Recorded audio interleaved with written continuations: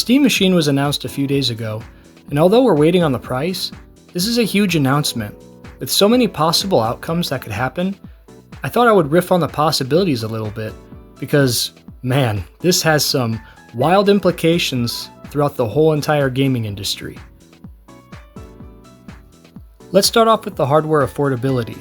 I've seen many people speculate online about what they think the price will be. That number seems to be around the $600 mark. The price could vary quite a bit. The Steam Machine is supposed to be 6 times more powerful than the Steam Deck, which is already pretty powerful and cheap compared to the other PC-adjacent handhelds, like the Xbox Asus ROG Ally handheld that retails for $1,000. I guess that's why people are thinking this machine will be cheaper.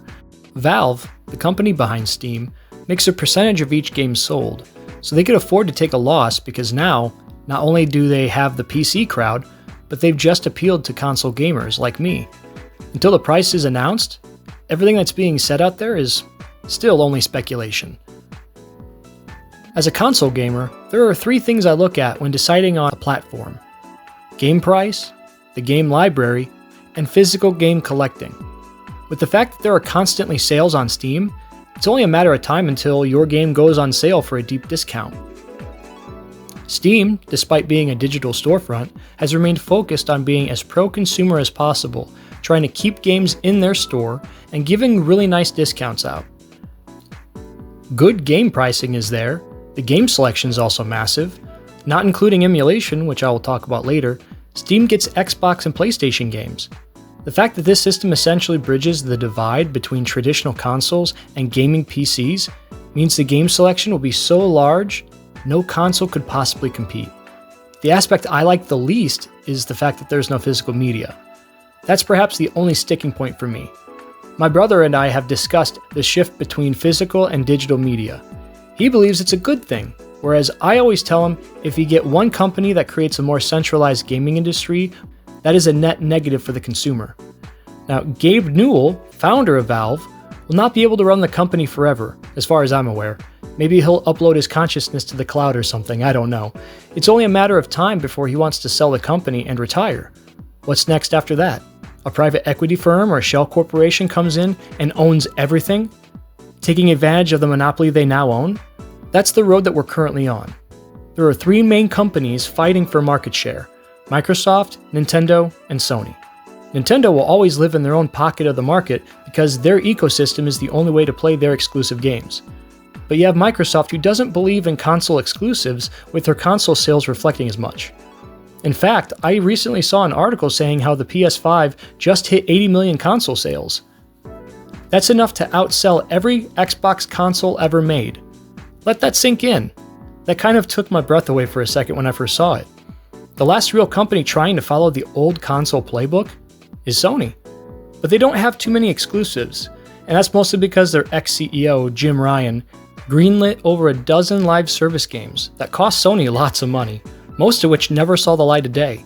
The biggest one being Concord, with a budget of over $500 million, only to be playable for like 2 weeks and then taken off the market. If not for that big blunder, I think you would have an argument that the PS5 generation would have been more impactful. Still, out of all the companies who embrace system exclusives to sell their devices, and who are still holding on to physical games by the way, that is Sony. The Steam Machine may not have physical games, but most people have a large library of games on Steam already, and they can play them on their TV now, as well as PC. If the Steam Machine's price comes in at less than the PS5 Pro, which is $770 I believe, I think a lot of people hurting for money might sell their current gen systems to supplement their purchase of the Steam Machine, especially when the big 3 companies have already crossed the $70 or even $80 thresholds for games. Many consumers are getting priced out of their favorite hobby, and the Steam Machine seems to be the all-in-one console. I think the biggest question now that people have is, would the Steam Machine be the end of consoles as we know it? Honestly, I couldn't tell you. There was a possibility. If you look at the Nintendo Switch, it's a hybrid console that can be a traditional game system as well as the handheld game device you need it to be. The fact the Steam Machine is looking to be a gaming PC as well as working like a traditional system, this is a huge advantage. It has the hybrid concept. That's what will attract gamers to buy it. people are already aware of Steam, so it has name recognition. I could see if the Steam machine comes out to rave reviews and sells well, it would likely jeopardize the Xbox brand. Microsoft has been trying to do what Steam is doing, but people are getting tired of subscription services, so Game Pass will probably be Microsoft's undoing. The Steam machine will probably attract the remaining people who have not already canceled their Game Pass. Even though the games are digital on both Xbox and Steam, Gen Z is starting to seem like they want a sense of ownership too, that they can't get with Game Pass.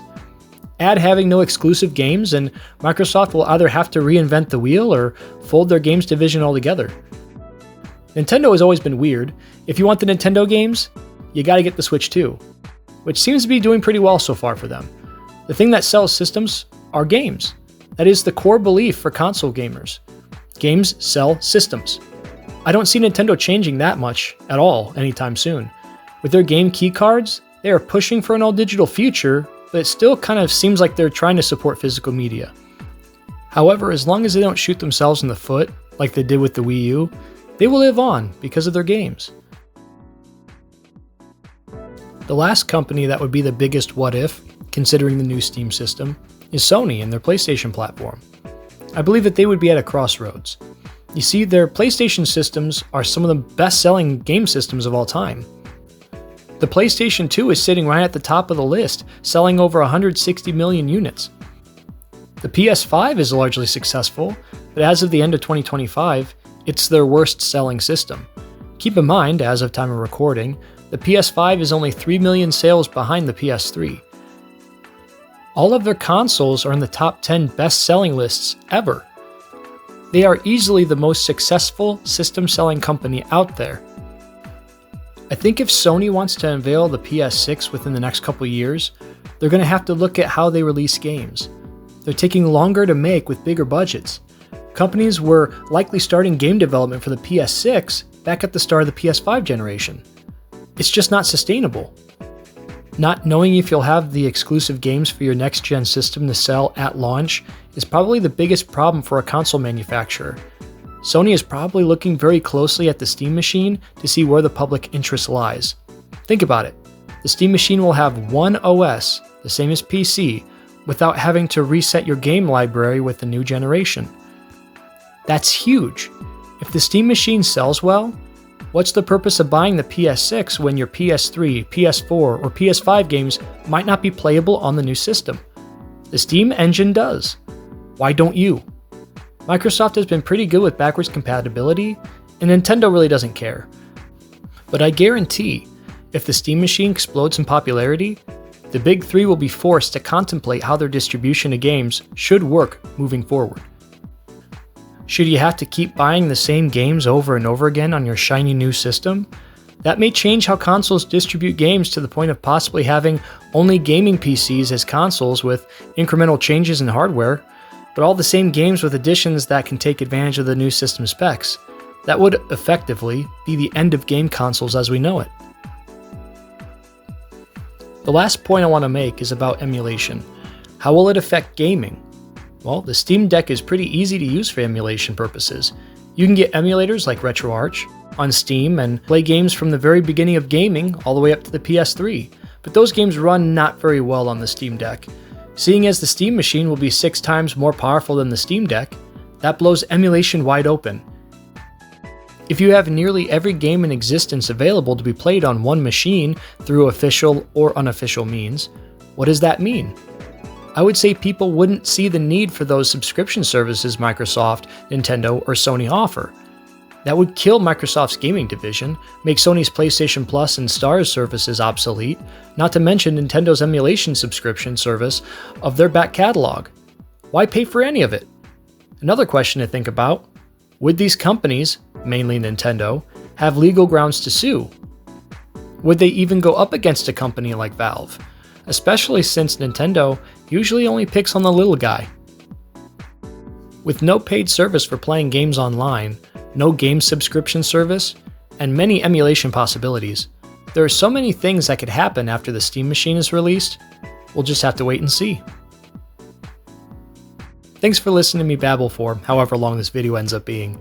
I've been toying around with the idea of making discussion-like videos, reacting to gaming news and announcements. I like the format, and hopefully you do as well. If you liked the video, please let the algorithm lords know these videos are good, and leave a like. Comment what you believe will happen when the Steam Machine is released, and I will see you next time.